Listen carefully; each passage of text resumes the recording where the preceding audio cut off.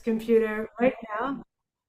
And guys, just a quick one. I've just done a huge intro for Shodo, but I forgot to record it. So uh, you can read up all about Shodo online if you haven't heard that intro.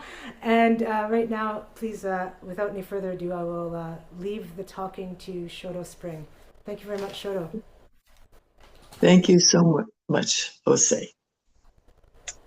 Um, so I was an activist long before I had even thought of being a Buddhist. And I'm not sure what to say about that. But so I'm going to start with the activist part.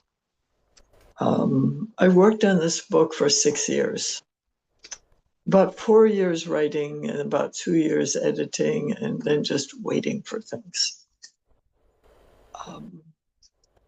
But in the process, I started with a focus on climate change, and then certain things happened. There have always been certain things happening, but the first one that interrupted my focus on climate was the COVID pandemic. And the second one was the murder of George Floyd in Minneapolis, in the neighborhood I used to live in, and about an hour away from me. And the response to that, which was worldwide, and the great relief when the police killer was finally convicted, which had not been happening in this country before. Police could kill anybody and get away with it most of the time. So I finally found the word polycrisis and started to use that instead of just writing about the climate. And I really wondered what to do because there were so many choices. So I used to really admire Ivan Illich. And so I was in the process of writing, I was going back to some of his writings, and I found a couple of interesting things, and I'm going to start with one of them. He said, "Neither revolution nor reformation can ultimately change a society. Rather, you must tell a new, powerful tale, one so persuasive that it sweeps away the old myths and becomes the preferred story. One so inclusive that it gathers all the bits of our past and our present into a coherent whole. One that even shines some light into the future so that we can take the next step. If you want to change a society, you have to tell an alternative story." So when I entered Zen,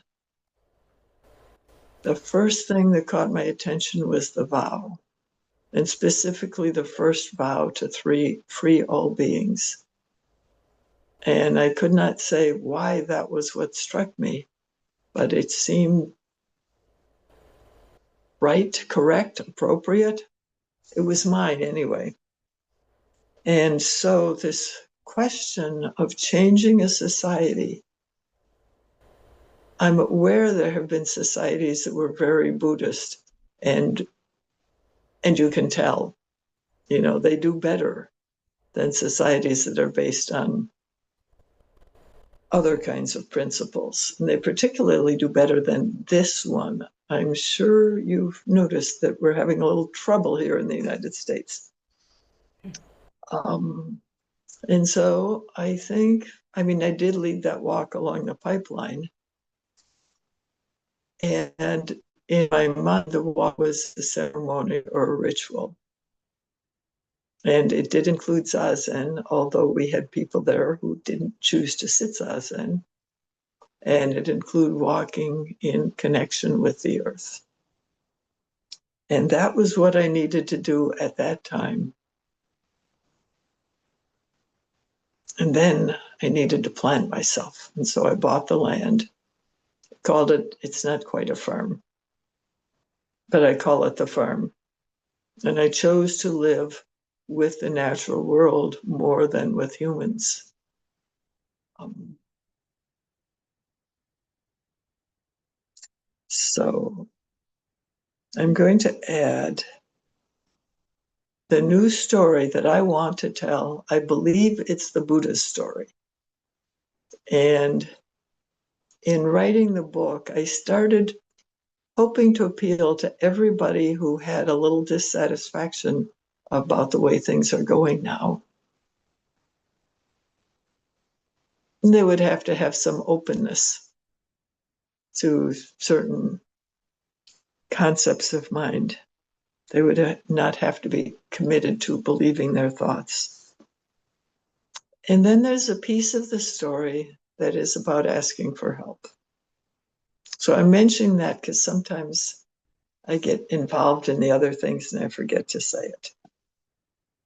So I start with a vision of not exactly how things could be, more like how things actually are. So I'm going to read just a little of the prologue, which says, humans have known forever that we are small in a large universe. Only modern humans have imagined ourselves as gods, all powerful. And only with this fantasy have humans come to the edge of destroying life on Earth. Yet we call this the only way to live. What if there were another way to live, embedded in a world of living, conscious, sacred beings? What if that were the way to save ourselves? What if by recovering the deep knowing of our ancestors, we could heal the trauma that we call normal life? What if we could save ourselves, our grandchildren, millions of children and adults right now from starvation, wildfire, drowning, enslavement, from being refugees in a barren world? I have to add, I finished this writing before the tragedy unfolding in Gaza went into full swing. There's been tragedy in Gaza for a long time, but the Hamas attack initiated things, and now we're hearing numbers of how many people have starved to death and how many of them are children. And we're hearing reports from the bombings of residential buildings. And over here, we're knowing that our tax dollars are paying for those bombs. And it's against the law to speak against it. So, what if we could save ourselves from that? It's too much to imagine, yet without imagining it, we hurtle ever faster toward disaster. What have we got to lose? Well, yes, the entire life that we know. Yes, safety, convenience, familiarity. What else? What if we could lose the violence of poverty and our fear of strangers? Stop the epidemic of depression. Walk away from addiction. Leave behind the utter loneliness of trusting no one. This body belongs here. The winds blow through, the tides move, the earth holds, and some spark of awareness makes its home in this one body called mine. And these bodies we call ours. Seeing each other, we create each other. We are no more separate than left hand from left. And so there's the Buddhism in it. Seeing each other, we create each other. And I speak about trauma, but we know this, we have this word suffering. And we know its causes in desire, in clinging, in holding to fixed views, and in clinging to this self as if we were immortal. So we live in a time, and I'm speaking from the United States. I don't say America anymore because I don't think either Canada or Mexico is doing nearly as badly as we are. We are the misbehaving teenager of the world.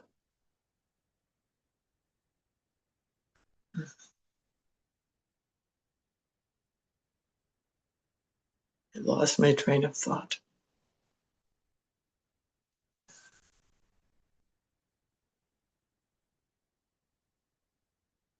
So I'm just saying that's where Buddhism is connected with this thing that I wrote in simple, ordinary English. Because what I want is not so much to explore Buddhism as to bring Buddhism face to face with what's happening now. And so I read and I quote a lot of people who are not Buddhists, and then I bring them face to face with the teachings that we know.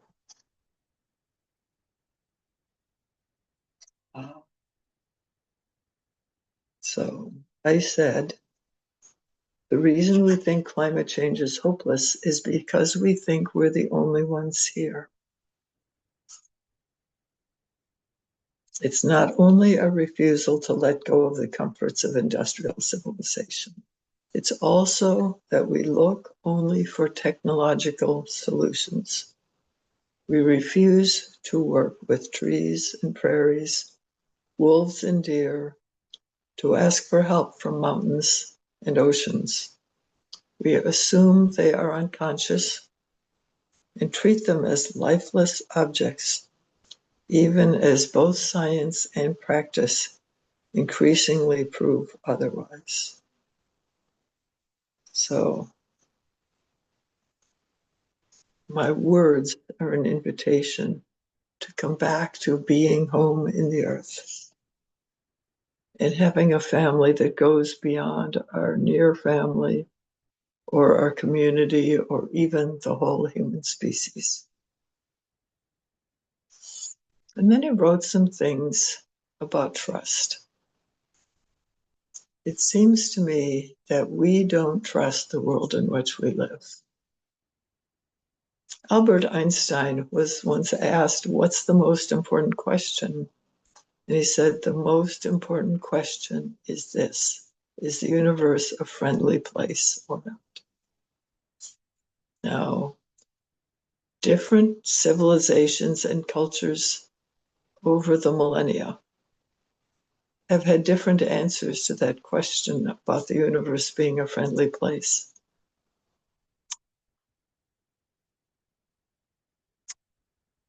Most of our written history comes from people who found the earth, perhaps the universe, not to be so friendly. They worked hard to grow food.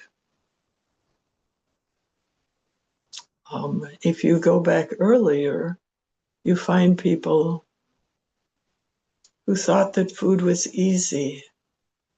There's this famous exchange with an anthropologist, and I don't remember the people nor the anthropologist's name. And the question was something about, why don't you farm? And the answer was, why should we when there are so many mangango nuts in the world? Mangango nuts were their favorite food. So why dig in the earth? Why sweat and toil when there's abundance? It's also true, there's a quote from somebody, an Inuit person living in the Arctic, and I've been there. I lived there for almost a year, and it's a kind of tough place. But this person, that was his life, and he said, we have everything. The world is abundant. But we're listening to people with different expectations about how the world should work. You don't expect that there will be food every day. You expect there will be enough to get by. You don't expect that you will always have coffee or chocolate or, oh, I don't know, organic bread. Although in the old days it was always organic.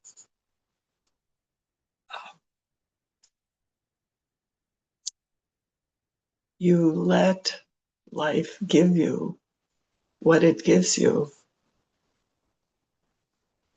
and then you give back what you give back. I'm thinking now of a story. Let me see. Robin Wall Kimmerer interviewed some hunters, and she was not so enthusiastic about hunting. But there are two stories that come from that, neither of which is in the book, but I studied them. So the one is a hunter who said he put one bullet in his gun when he went out. And it's like, really? And this person was an elder and in a position of teaching young hunters. And he said one bullet. And then he described a hunting trip he went on recently. And in that trip, he said, there were a couple of deer hiding behind the bushes. They were not the ones. There was a deer running the other direction. That was not the one.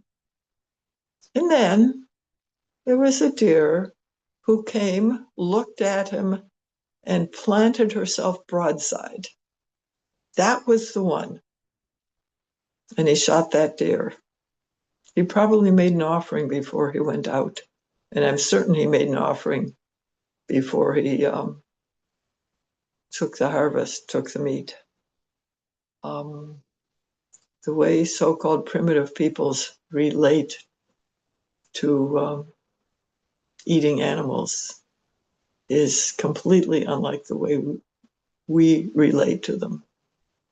I remember thinking that if I was going to eat meat, I should kill it myself, but I've never done that.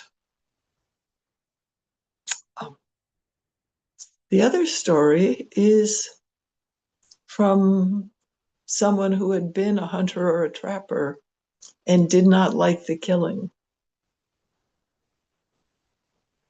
Don't know, maybe he was in Alaska.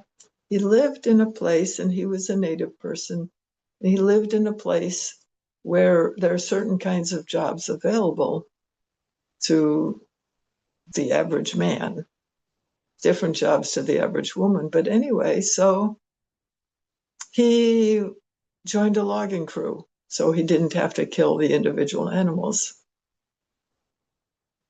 And so in that job, he was killing trees and destroying a habitat for the animals. He didn't like that either. He joined a mining crew. In that job, they were digging in the earth. There's an ancient feeling about mining. In the Middle Ages, they used to sacrifice someone, the blood of a human for the blood of the earth. I'm not approving of their choices, but it's like, it's that big of a deal to go deep into the earth. And in northern Canada, at the tar sands, they bring very large machines and they dig, and they call it the forests and the plants and all that stuff, they call it overburden. That's what they call the landscape that gives us life. And then when they're done, they cover it up and they make something that looks like a park by pushing dirt back on and planting new trees. But it doesn't look the same. And there are lakes that are poisonous. So to keep the birds off of them, they have noises, bang, bang, bang. They're supposed to scare the birds off, because if a bird touches that water, it will die. So they used to have something they called the healing walk, and they would take 4 days, and they would have workshops and, various things. And they would take one day and walk around a perimeter of the tar sands area. They call them oil sands, but they're tar sands. And I remember, because I have environmental issues, I was wearing a mask um, to protect myself. And so, of all the people who spent that time in the area, I was the one who didn't get severe headaches by the end of a day spent with the tar sands. And I was there for, I think, the 4th year and the 5th year. Maybe it was anyway, I was there in the last year. But at the last time, the people who were driving the trucks, many of whom were Native people themselves, they would wave, they would honk their horn. It's like there's big money to be made up there. So people go there who need money. But there was also a sense of appreciation for not killing the earth and not destroying the earth.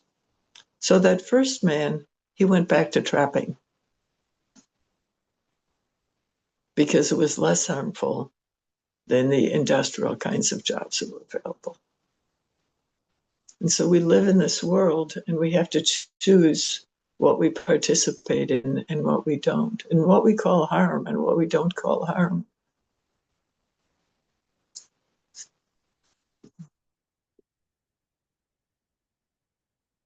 And now I'm completely out of my outline, which is okay.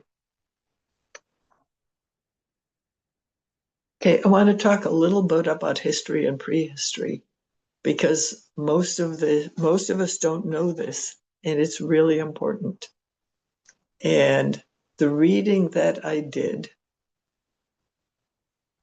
interrupted my focus on climate change and made me look at the big picture, at all of human civilization. I was very happy to discover what anthropologists and archaeologists are starting to learn, and they're starting to write about it, but it mostly hasn't made its way into the general public yet. Humans are not fundamentally evil. Greed, hate, and self-delusion are not core human nature. The Christians teach us that. And if you look closely, that idea, that's a problem. That's what suffering comes from. But it's not our nature. If we go back further, we find people who lived with the earth as relatives. You still hear that sometimes. Again, I'm in North America. We are having more and more indigenous leadership. And whereas those of us who come from Europe, it's 500, 600, 700 years ago that we had a certain kind of revolution in thinking. It's called the Renaissance, and we think it's good. But it created a lot of problems because the core movement of the Renaissance was to put humans above God. It was to make humans God. And being God is not such a good plan when you're really a human. Letting God exist, letting there be everything sacred. That's the plan. That's my agenda. Sometimes I feel like a street corner preacher. I don't like that very much. But so I'm going to say something that's going to look familiar, sound familiar. When the world, including concrete things, is understood as conscious, everything changes. The natural world, including animals, humans, and all the rest, is no longer a resource for our use. It exists in its own right and is worthy of respect. We, as humans, are nourished by it, including humans living today. And this is a perhaps controversial assertion. Every speck of matter carries the quality of mind, awareness, consciousness. It's not necessarily personality or personal existence, more likely something we can't understand. There is nothing that is not conscious, down to the smallest particles, the electron, and up to interstellar space. We are embedded. So sometimes when I say that, people accuse me of anthropomorphizing. And so I want to say, it's not that humans know what mind is. Certainly, conventional humans do not know what mind is. Buddhism invites us to explore what mind is. And it says everything is mind. Well, the branch of Buddhism that I'm in says everything is mind. Consciousness is everything. There's nothing but consciousness. And that leads us somewhere. Because if everything is consciousness, what's possible and what's not possible? How do we get to the place where things can't be done? Now, I know the more I came into this, experiencing the world this way, the more puzzled I was. It's like, well, if we create everything, why can't I make my something better? You know, why can't I make my headache better? Why can't I make my economic status better?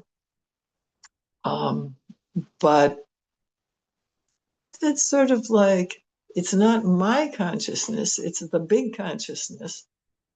And I am created by it. And I make my own contribution to the creation of it. So thinking that I should be able to create my own health is back into that fallacy that we're gods. And we get to not be gods. We don't have to do that.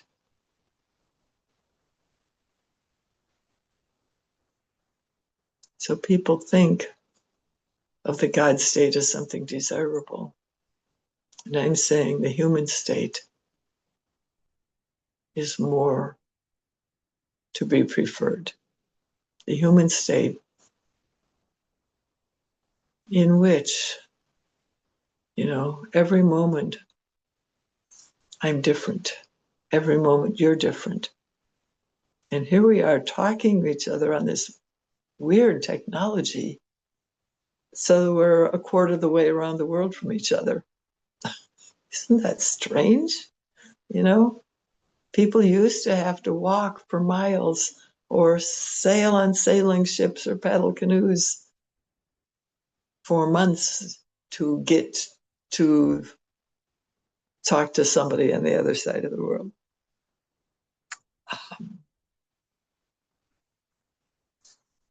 So let's see. I want to find the last couple of things now that I've gone off on my own, which is what I usually do.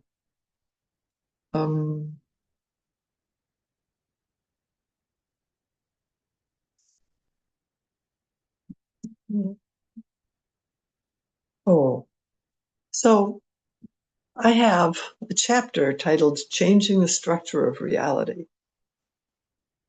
And this is the one where I start talking about Buddhism, also known as Zen. I practice with people who are in Theravadan or classical Buddhism or Insight Buddhism. But I can't claim to quite understand them because I think I just have an affinity here. And so I would always get bored or something. So here's some assertions. Meditation and ritual change the structure of reality. The laws of nature, the laws of physics and biology, chemistry and genetics are still there. There is another level, the level of energy, thought, consciousness. Matter is embodied consciousness. Long ago, as a physics student, I had a sense of this. They said matter is concentrated energy. I say now, matter is consciousness. Zen Master Dogen said in 13th century Japan, all beings are Buddha nature. He contradicted the best teaching of his time that beings have Buddha nature. He took it a step further. For the moment, let's not try to pin down Buddha nature into something permanent or solid. It has a feeling of life, consciousness, being awake, and it's not a possession. It's not even a quality of things or people. It's our essence. Consciousness is who we are and what we are, without denying bones, muscles, electrons, molecules. It includes them. Everything is mind. Not everything is imagination, but everything is consciousness. I've started to use the term panpsychism, which simply means everything is consciousness. Not just dogs, trees, flowers, not just soils, rocks, and water, everything.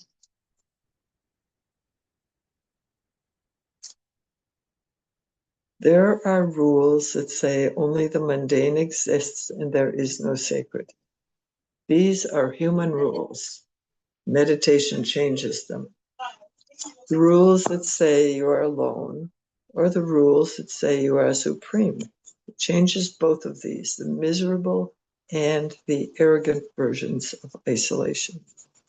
Meditation creates an opening in which everything is open and flexible. Things are allowed to be as they are. Things create each other. In meditation, it's possible to receive the creation of all the other beings of the universe, not just the divas, but the rocks and waters too. It's possible to send out creation into them, to recognize the flow of mutual creation, sometimes called interdependence. So, and then I do a piece where I explain why Zazen is a better word. Meditation is a confusing word because people use it for so many things. But Zazen just means this. You sit down, you let things be the way they are, you relax, and it's got a playful energy.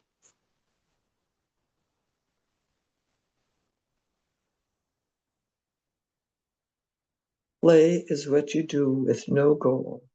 Play is a natural expression of life force.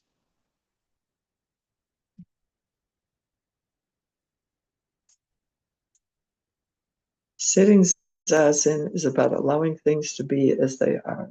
The mind produces thoughts.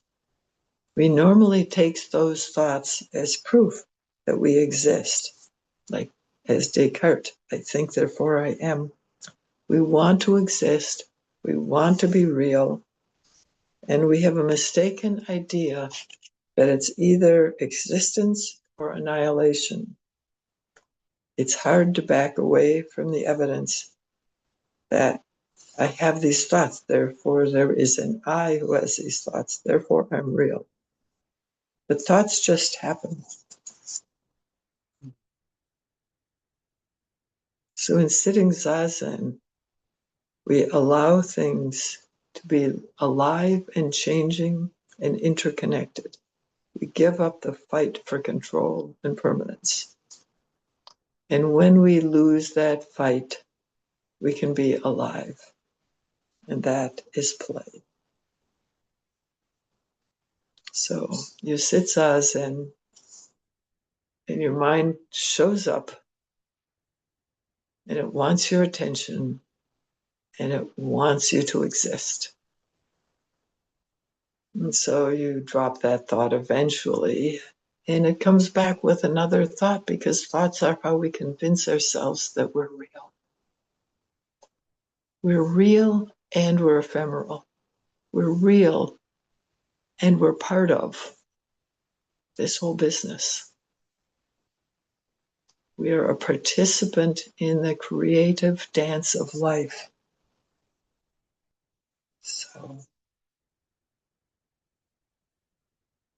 if we can just soften and back off,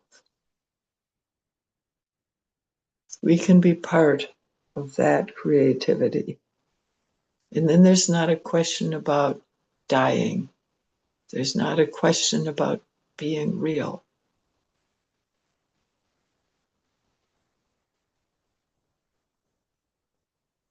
So my proposal is the street corner preacher part. Yeah, if I can find it. Ask for help. The tragedy of this age is how we've thought ourselves alone as individuals, families, towns, workplaces, states, nations, or the human species. We've imagined ourselves separate and independent. Thus, we've been unable to imagine help from spirits, gods, or God. We've not asked help from forests, even as the scientists show us this thing and this thing and this thing that proves that the forests help each other. They help everybody who's in them. They've measured how they communicate, and they help us. And yet, there's this stubbornness, there's this commitment to being separate, and this commitment to suffering. Relying only on ourselves, we've damaged the others who might have helped us, who have been helping us all along. The deep wilderness is the vital heart and soul of the whole of Earth, the entire biosystem. Rather than logging and minding, what if we return to worshiping, listening, receiving, meditating there, making offerings, ceremonies, humility, prayer, gratitude, and faith? So there's my proposal. I invite questions, and I can't see the chat. So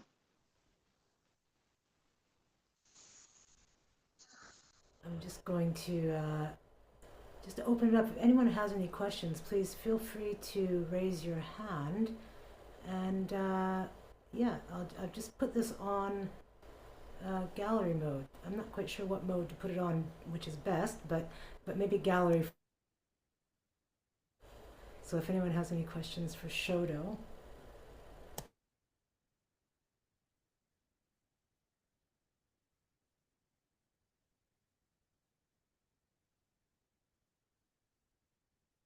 Okay. So I can't see. I'm We do not have very good at. we do have Go a ahead. question here in the room. Go ahead. Okay, hi, I'm Edgar. I'm sitting here at the back. He can't. He's over there. Thank you so much for that very beautiful and very thoughtful and deep talk. I really like it, and I really like even more so that you actually talk so much about your experience and even lose your script a little bit, which brings it so much more to life for me. So thank you for that.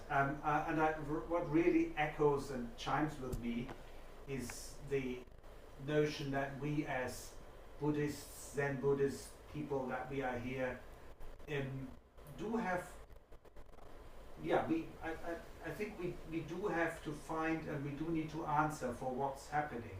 And I feel this is very much in line with what you said. So I think about that a lot. What is the answer? How can we go out there and help? Maybe offer help. And I just was wondering, from your very long experience of being out there, of activism. I mean, you towards the end you mentioned a few things, concrete things that we could do, but if you've got any advice how we can, we are quite a urban London Zen community, so we do have a few parks and trees, but it's busy city life here for most of us. What could you advise us? How can we bring these ideas out? How can we become an agent of change? If you have some advice there, I'd be glad to hear that. Thanks. You sound like you've read the book already. Anyway, I do have an answer, and I hear that I should be offering it more, but that gets me into that street corner preacher thing. So I will say, so let me mention Joanna Macy's 3 modes of action. And she mentions holding actions in which people try to stop some bad thing from happening. And although I was sort of involved, the walk along the pipeline was sort of about that, but not really.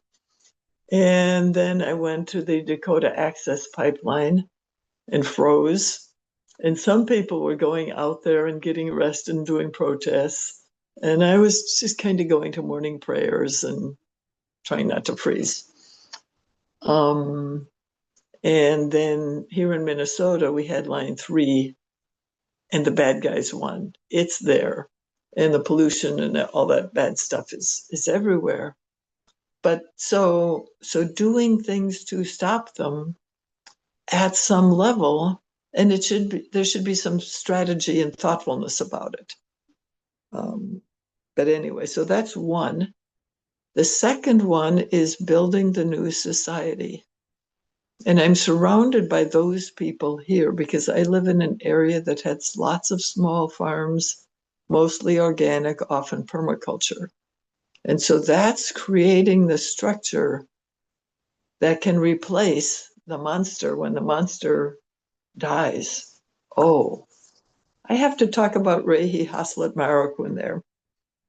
So he came from Guatemala. He grew up farming with his father. He went into business at 8 years old, growing something, sprouts in chicken manure. Anyway, and then he came to this country, and let's say he started Regenerative Agriculture Alliance, because that's the one that stayed. And what they're doing is raising chickens. Theoretically, they're giving jobs to Latino farmers and creating a setup where that can happen. But once in a talk, he mentioned, and happy chickens. I saw pictures of the buildings, and I referred to them as chicken palaces. These are not chickens in little crates, that are pecking each other because they're so miserable. But he mentioned once that if all the Latino farmers have another way to live, industrial agriculture just kind of crumbles on its own. And there are others who are having the same thought and are talking about how to get big every small farmer doing their things is something. But, what if we replace the food supply with a way of producing food that is good for the animals and good for the planet, that restores soils, that cools down the heat, that ends droughts, So I took a permaculture course. I know how to do all these things, not maybe effectively, but I know enough about it to know that it can be done. We are not doomed, but we have to change the way we do things. Anyway, create the new world. And that also includes all the people who are creating new ways of living, new ways of educating children, new living communities, spiritual expressions, which I would include, most Buddhists and several others. And the third one is spirituality. So it's like, okay, spiritual source. And because the other two parts are being done very well by other people, and because I once took vows and became a Zen priest, my place is spirituality. And so that's what I write about. And in my dreams, there would be little groups of people of whatever culture and whatever kind gathering locally, I hope, and sending energy to the earth and asking for help. The ask for help is a big thing. So we think about asking for help from God, which lots of us have negative images of, or the gods, which is a little easier, a little more comfortable, I think. But, I once went and asked for help. Somebody was going to build a house on the land next door to me. It was 25 acres. I couldn't afford to buy it. And then they were going through building permit processes and stuff. And there was no way as a neighbor that I could protect that from being, paved and all that stuff. And you never know what people will do, Usually they make big lawns. Sometimes they'll poison them. So at the end of a 5-day session, I took the last afternoon, put on outdoor clothes, and went and walked on that land that in my mind was being threatened, and I asked it to protect itself. I was out there for a few hours. I walked here and there. I walked up. It can feel kind of silly to do this, but I'd learned enough to not feel too silly. Talking about it is worse. And so I asked, and I would walk up to individual trees, and I would ask the dirt, and I would ask the rocks in the creek. It's like, please protect yourselves. And I asked that because protecting me, it's like it turns it upside down. That's not right. By the end of the afternoon, I felt safe.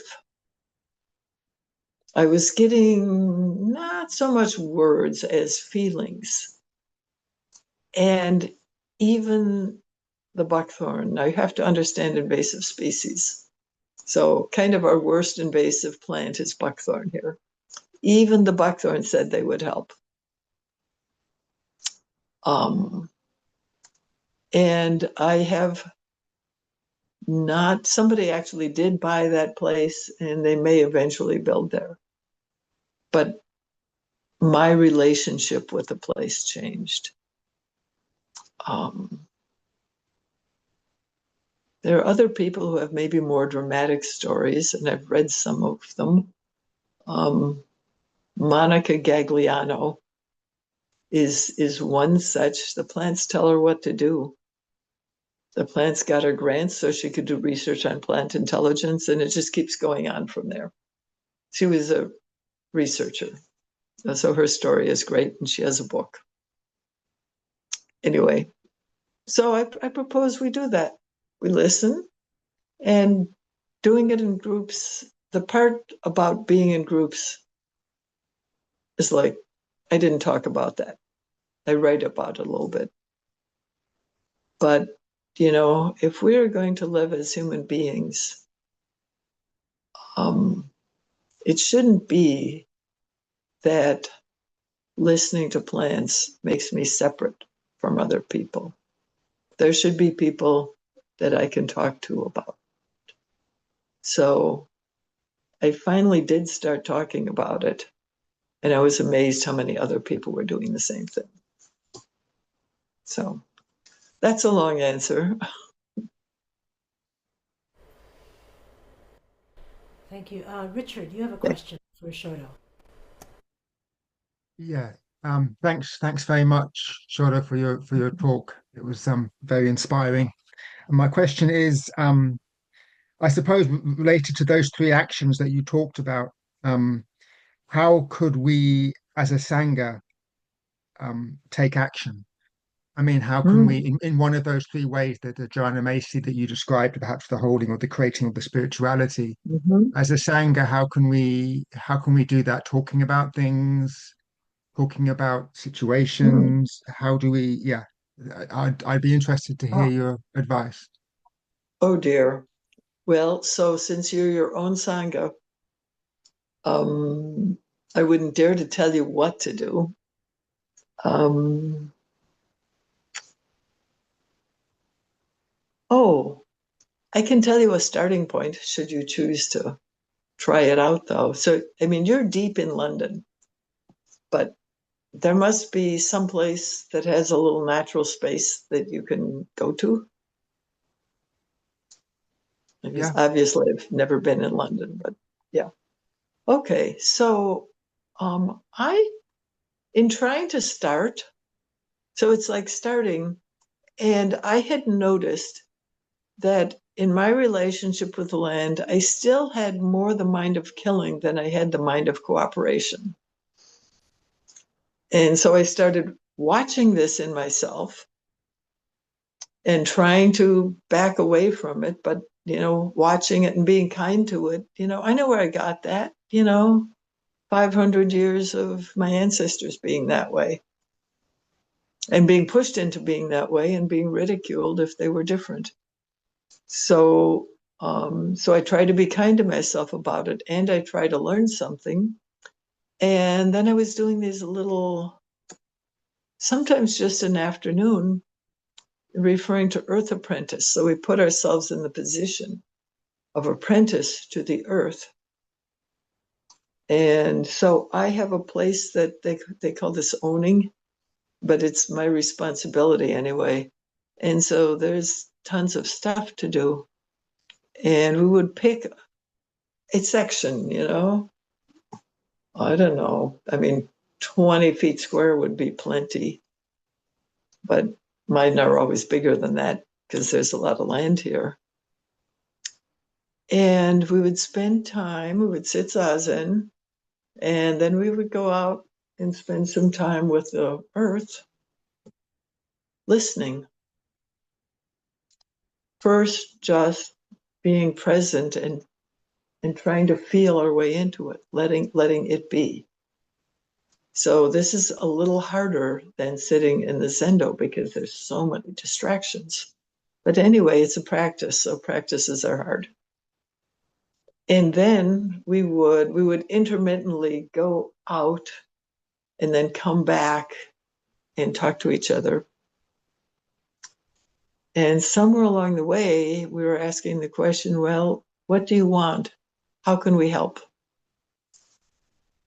And then we'd gather and we'd try to figure out what this place wants from us. And then we would do it. I've done a lot of cleanup. I've done some pruning, some planting, some watering, some more cleanup. And the big unfinished one is we were doing sort of a cleanup project, which involves having preferences between native plants and invasive plants. Because, that's it, we do this and we have preferences. And somebody looked at, there was an animal shelter. It was about 8 by 16 or something with a roof, very sturdy. And he visualized a Zendo. And we actually got far enough into that I have the plans. I know what kind of screen to buy. So we didn't finish it. What we did that day was make paths so you could get to it. Empty the floor, which was full of plants of various kinds. We are going to plant either creeping Charlie or they're, low growing probably creeping soft plants so that you can sit on them and you're not sitting on cement. I love the feel of sitting or walking or sleeping on actual earth. So, and this is sort of a dream. It's like, when do we get to do this? Well, when we have more people and more money. But so that's like starting. It's like, oh, very small, very, very small. You can hang out all day with one tree and listen to it.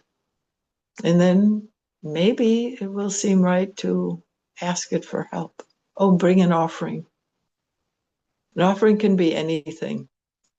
I mean, you can burn incense or light a candle. You can bring sage or tobacco, or one of, we have 4 sacred plants here. I don't know what your ancestors have there. And I have sometimes, when that urge came on me and I didn't have any things with me, I have made little altars. Of course, this is disruptive. So we don't do that old tradition of piling a lot of stones up, which is common in so many places. If you pile stones up, maybe you should put them back where they came from. Maybe, I don't know. Or I'll offer my voice. Or wearing special clothes is an offering of your own beauty. There's a tradition. I studied a teacher, Martin Prechtel. He grew up in the Navajo reservation, but he spent like 12 years among the Maya, and he became a ceremonial leader there. And then they sent him to the US to live and to teach. And so I have these things that he offered. And one of those is, well, always offer. Whenever you make something, you should make an offering in return. And it should be something from you. So it's true that I offer tobacco. And it's usually tobacco that I didn't grow.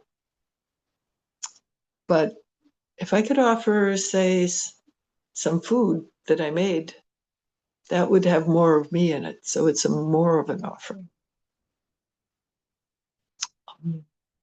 I'm going to add with offerings, like the Zen forms. At the beginning, I was annoyed. They were so precise. I thought picky. And in the process of learning to do them, you organize your whole body and mind around this form that's handed down for 800 some years. And so it is an offering of yourself, to hold this posture or this posture, to do a prostration, using the forms that are ours is then we're bringing both ourself and we're bringing our tradition with us. So, is that okay? That's wonderful. Thank you so much. Thank you. You're welcome. Does anyone else have a question for Shodo this evening? Behind me or in front of me? I could ask a question. Yeah, we've got a question here. Just let me just and just speak up. Yeah. Hello, Shodo. Thank you for your talk. Can you hear me? I'm sitting right at the back. Barely. Barely. Move, What I might do is move actually up. move forward a bit. Yeah, because move otherwise- up forward. Yeah. Can you hear me now? It's okay. Yeah. Okay. Thank you for your talk. My name's Matthew. I'm fairly, I'm a pretty recent arrival at this Zendo, but anyway. So when you were talking, and you were referring to the kind of, if I got you right, you were referring to the kind of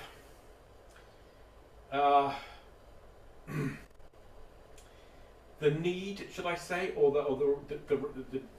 the desirability of some kind of sense of the sacred to come back into. Well, we've lost it a lot, and that's kind of like a really fundamental problem, maybe.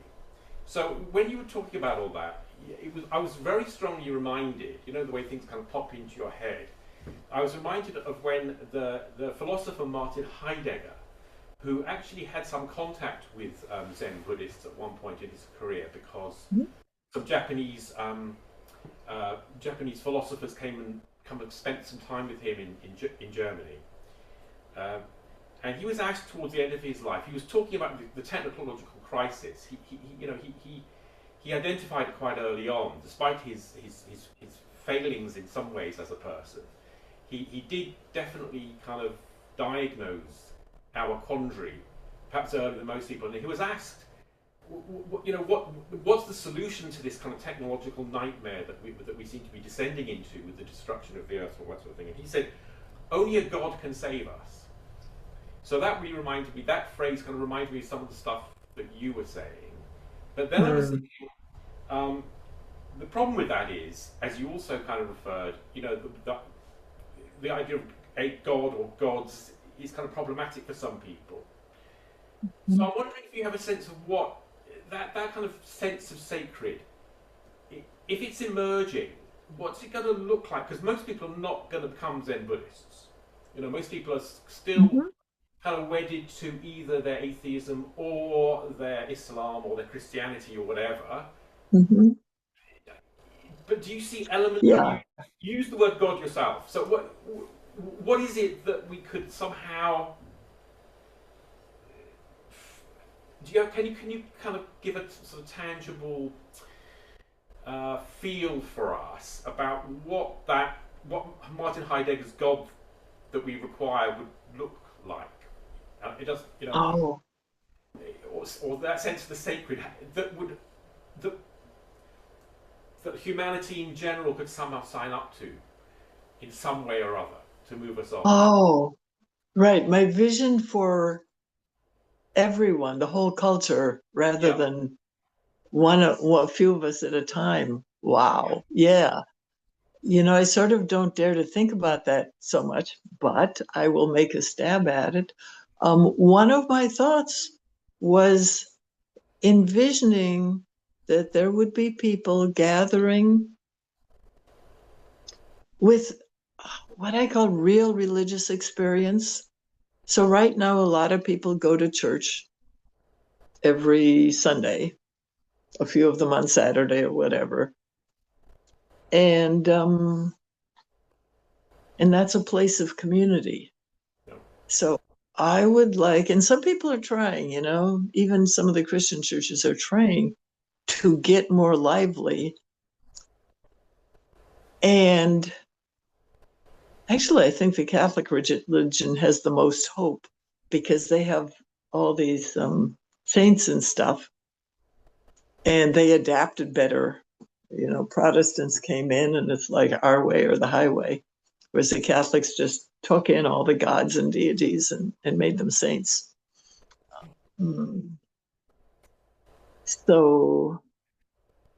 So I've kind of said, so I don't care what the religion is, but it needs to be alive. When I was in my 30s, maybe my 40s, I would go to the Michigan Women's Music Festival every year, and we were there for a few days, and there was great music and there was insane dancing. Well, after it was too late, I learned that everybody was doing this with the Grateful Dead. But I never got the Dead, I was doing this women's thing. But then I learned about it. Yeah, thank you for coming. Everybody who has to go. I know we're at time.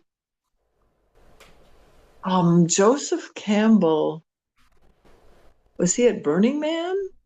I think he was at a Grateful Dead concert, and he says, something is waking up in here. I have a chapter that refers to Dionysius and related deities, that even in the precursors of our culture, though the wild gods still existed, and they were scary sometimes. I don't know if we need to be scary. Maybe we do. But when I suggest, so I have proposals in the book, and my proposals are kind of non-religious. I think they have some examples. And I'm thinking, a long time ago, I was having conversations with a Yupik man who lived in Minneapolis. I think he still does, but I lost touch with him. And he was advising me, and he said, well, if I have to go on an airplane, when I get off at the other end, I'll drop a pinch of tobacco in a potted plant. And that's like, let's make an earth connection. So you can pick up individual habits like this, and you can probably find Buddhist habits that are of this sort. The habit of bringing our whole self together in front of our heart, that's pretty good. You can set your feet on the ground and notice what's happening. I've done some walking. So it's like, oh yeah, this is a prayer, or it's a receiving. The earth is creating me. Oh, I'm giving to the earth now. Or both, feeling it both ways. And so you pay attention, you slow down and pay attention. Oh my, you're in London. There's some people that I studied with, kin-centric leadership. They keep doing programs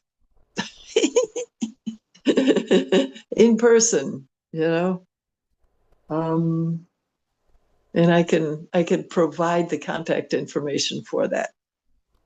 And if you showed up and you said, Shodo sent me, they went, oh, cool.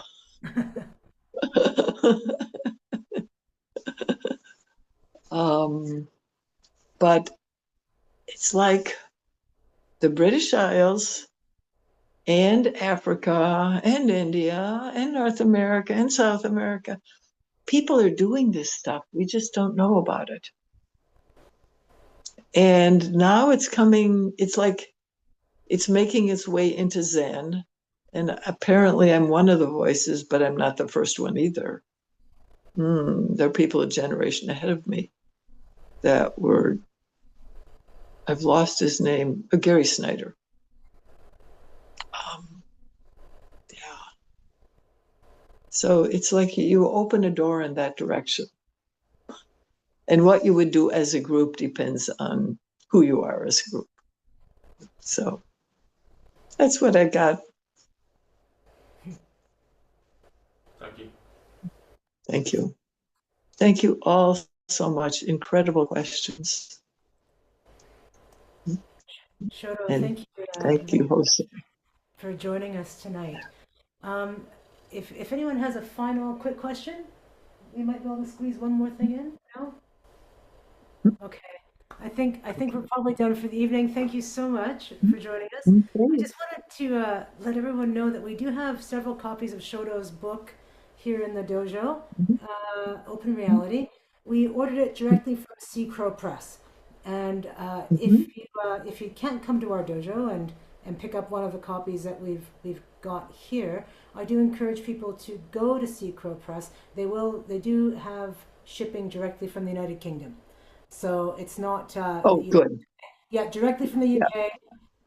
So we don't have to pay any crazy deliveries across the pond or anything like that. They print them here, and then obviously you can also order them from Amazon, but I do recommend Secro as a place for them. And we do You have, could harass your local bookstore. you can harass your local bookstore. If anyone has any connections with Watkins, they might be interested as well in this sort of thing. So Watkins is our So, sort of spiritual bookshop here in London. It has oh, also, yeah, right. It's like bookstores. Well, I'm just making this up, but I think if five people ask for a book, they start to notice it. okay, I'll go ask for some books then. That would be great. Yeah. I'm just gonna turn this on to speaker mode. There we go. And I think that's everything that we have for this evening then. Yeah? All right. Okay. Thank Thank you you very much, so much. Shadow. Yeah, thank you Thank for you. joining Thank us. you. Thank you. Thank you, Thank Shodo. you. Thank you so Thank much. you. Thank Thank you, you. Shodo. And I'll put that back on gallery and then we will sign off here fairly soon. Um, just in terms of announcements, I don't think we have any announcements that everyone doesn't already know. so, so I think we'll pass on that. Yeah, no announcements this evening. All right, good. Thanks very Okay. much. Cheers. Good Have night. a good night, everyone. Bye bye. Thanks.